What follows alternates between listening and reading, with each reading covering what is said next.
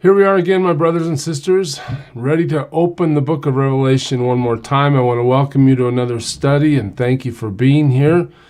Today we find ourselves finishing Revelation chapter 13, and we've been on quite a ride just to try to comprehend and grasp what's happening just before the Lord himself returns.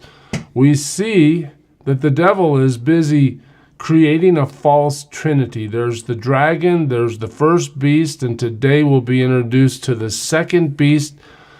The goal is to copy God, to receive worship for himself, and to deceive as many as possible. It's an amazing time. God knows that his name will ultimately be glorified, but I just want you to check this out and try to grapple with what's going on. Here in verse 11, we're talking about another beast that came out of the earth. Remember, the first beast we saw earlier in the chapter came out of the sea. This one's rising out of the earth, and it had two horns like a lamb. Remember, horns represent power, like a lamb, and it spoke like a dragon. This is the description we're given of this second beast. What does it mean? Well, there will be presumably a person that will rise to power. The Bible elsewhere describes him as the Antichrist, and he is going to have special power. His power is going to be about deceiving the masses of those who reject God. Here we're described about what he does. It exercises, notice the pronoun it exercises all the authority of the first beast, Okay, the first beast was controlling the world financially and controlling the world religiously. All right, the first beast had great power. It had all authority of the first beast. This second beast is equally powerful in its presence, and it makes the earth and its inhabitants worship. It makes it. Now watch this. This is forced, okay? There's a forced command by this second beast that everybody on the planet needs to worship the first beast. That's the goal. That's Satan's goal all along, right? To receive the worship that he thinks he is due, to take the place of God. That's his goal. In the end, God allows Satan to have this moment before his own destruction.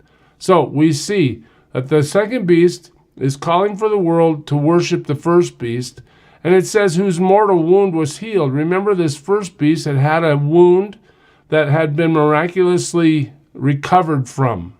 Does that mean this first beast rose from the dead? Well, Satan doesn't have the power to give life, but perhaps as a deception it appears that way. We'll see. In the end, the goal is worship, and that's what's happening. So, this second beast then performs great signs, all right? While it's commanding the world to worship the first beast, remember now, we talked about this, the first beast would be the second member of the counterfeit trinity. Who would that be relative to God's holy trinity? Well, that would be in the place of the Lord himself. The Lord was crucified, dead, buried, raised again. This beast that's being worshipped in second position in this counterfeit trinity, he's had some sort of wound and come back from it, much like copying what God has done, counterfeiting what God has done through Christ. And now we see that there are great signs being performed, making fire come down from heaven to earth in front of people. So we see power demonstrated. And these signs are marvelous in the sense that the people will know that something supernatural is happening. No magician can just make this happen. Fire comes down from heaven to earth. We're not talking lightning. We're talking fire. Well, how do you do that? Well, you're demonically empowered to do it. All right? The people are watching these things. The people are vulnerable in the sense that they've seen so much destruction already occur in the world. There's chaos everywhere. They are looking for a solution. They see this beast doing these mighty things, and their inclination is to go after that beast. Watch. And by the signs that it is allowed, notice the passive voice again, it is allowed to do these things. God is letting this happen. It is allowed to work in the presence of the beast. Here is the key. It deceives those who dwell on the earth. That's the point. Don't worship God. Don't receive his Christ. Don't yield your life to the truth. Look at the tricks I can do and follow me. That's the mantra of the beast. It deceives those who dwell on earth, telling them, watch, make an image. Make an image. You remember, even in the Old Testament, we have political figures making images and saying, worship the image, right? If you don't fall down before the image, I'm going to kill you. Well, here at the very end, we see that same kind of pattern. Make an image for the beast who was wounded by the sword and yet lived. All right, so the mortal wound that the beast has recovered from is now going to be memorialized through some sort of statue to help people remember. I just want to take you back to Matthew 24 for a second and remind you of what Jesus has said about these things. For false Christs and false prophets, notice that's plural when Jesus is talking about it. That means there's going to be a series of many false Christs and many false prophets before we get to this last one, this beast. False Christs and false prophets will arise and perform great signs and wonders. There it is. We're told in advance by Jesus that the power is going to be given so that great things can occur at the hands of these demonic people that serve the devil himself, so as to lead astray, if possible, even the elect. The deception is going to be so intense, and the miracles or signs and wonders are going to be so powerful that the world is going to interpret that as evidence that this beast is God. All right? So that's going to be quite a sign and wonder, right? It's going to be overwhelming. Unless you're elect, unless you know Jesus Christ, you know the truth, you have read the book of Revelation, you are prepared to understand that the devil will be given this kind of power to deceive. In fact, let me take you to 2 Thessalonians chapter 2 for a second and just remind you of this. Paul tells the church at Thessalonica the coming of the lawless one, that's the Antichrist, is by the activity of Satan. Remember, this is not just casual, it's not just an event that should be assumed to be normal. The devil himself has initiated, inaugurated, and been allowed to perform these deceptions. The lawless one's coming by the activity of Satan with all power and false signs and wonders.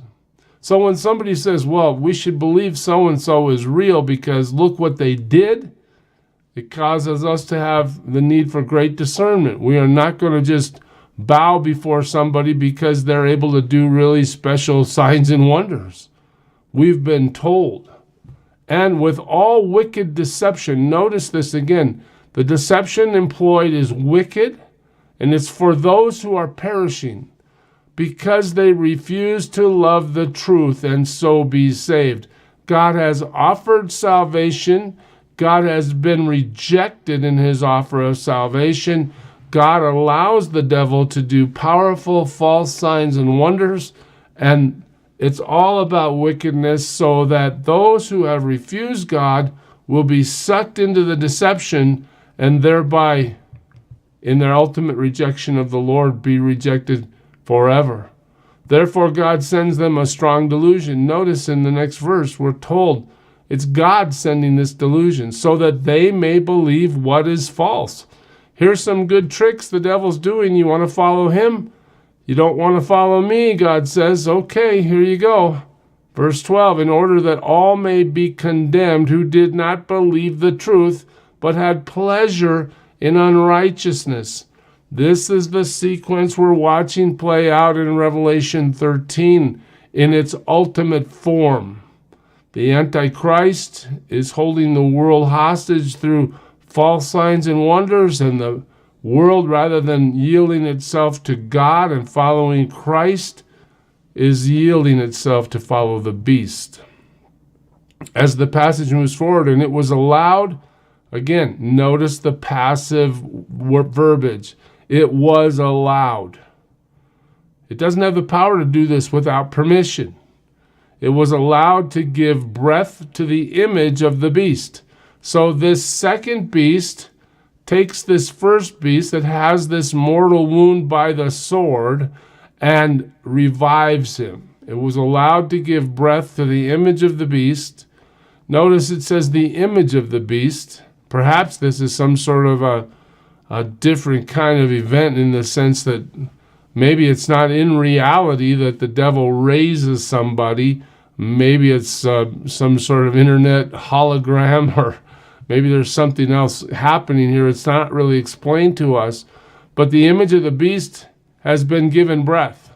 All right? The image of the beast might even speak, and might cause those who would not worship the image of the beast to be slain.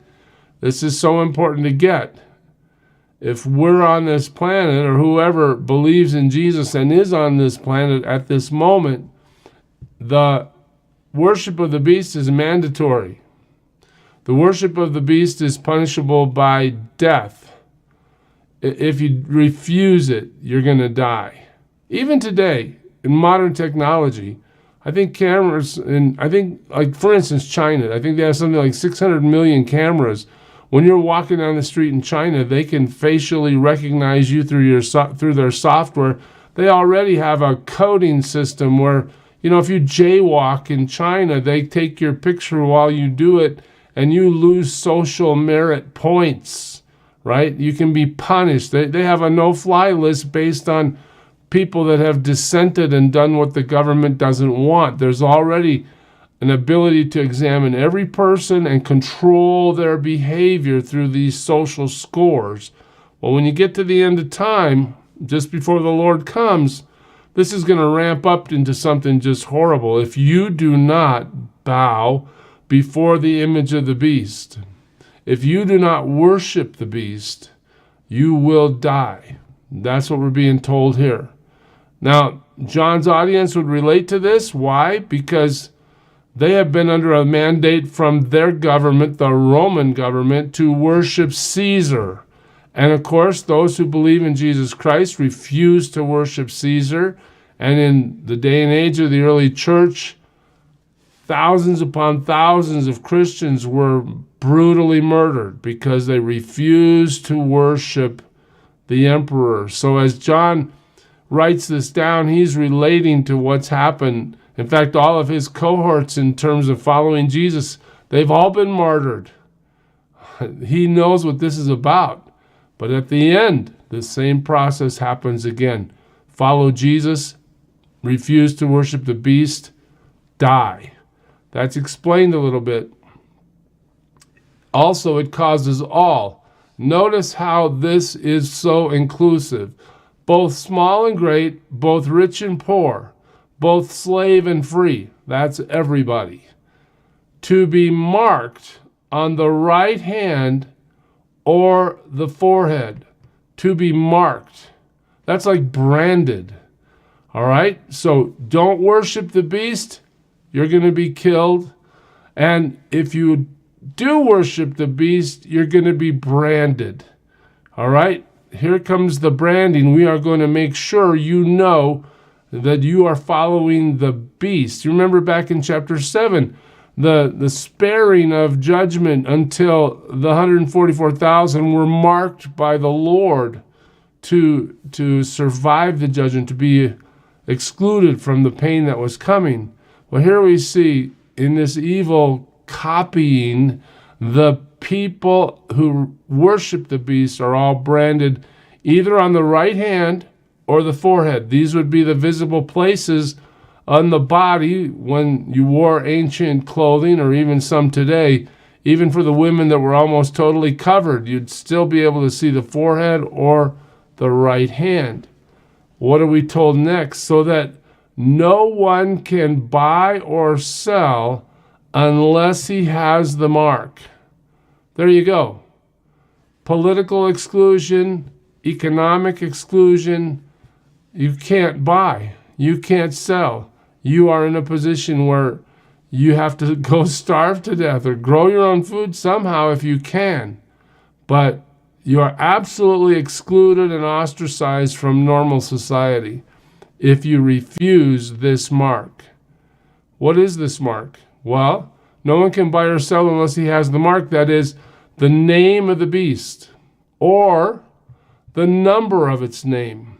Numerology is a big thing in the ancient world, assigning numbers to letters and coming up with different formulas for what something might mean. What we're told is there's going to be a mark on everybody who's following the beast, and it's either going to be his name or a number.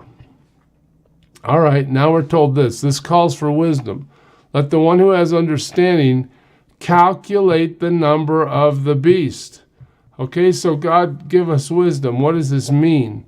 For it is the number of man, and his number is 666. Now, we've been told many times about this number 666, and in prophetic literature, hundreds of books have been written about what this means. We can't go farther than this text will take us. What does it mean? It means that if you are worshiping the beast, you will be branded. 666 is man's number. Why is it man's number? Man's created on the sixth day. He's imperfect. God's perfect number is 7. The devil is branding people who follow the beast. And we'll see as we move forward into chapter 14, the punishment that comes for those who take this brand. The Christian's call, stay away from this mark. Refuse to worship the beast, even if it costs you your life. We'll take it from there next time, church. God bless you. Serve him well today.